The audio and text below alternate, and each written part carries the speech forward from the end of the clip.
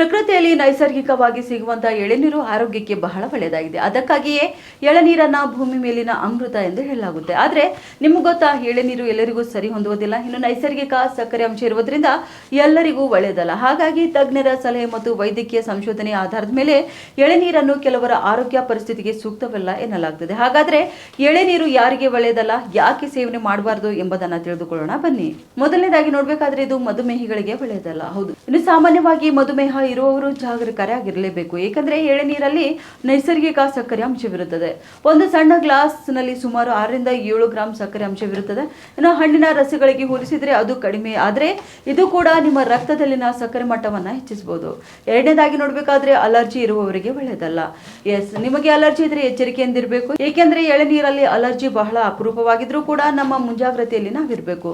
ಎಳೆನೀರನ್ನ ಕುಡಿದ ಕೂಡಲೇ ಕೆಲವರಿಗೆ ತುರಿಕೆ, ದದ್ದುಗಳು, ಊತ ಅಥವಾ ಮೈಯಲ್ಲಿ ಅಲ್ಲಲ್ಲಿ ಕೆಂಪು ಬಣ್ಣ ಉಂಟಾಗುತ್ತೆ. ಇನ್ನು ಕೆಲವು ಸಂದರ್ಭಗಳಲ್ಲಂತೂ ಇದು ಉಸಿರಾಟದ ತೊಂದರೆಗಳಿಗೂ ಕೂಡ ಕಾರಣವಾಗಬಹುದು.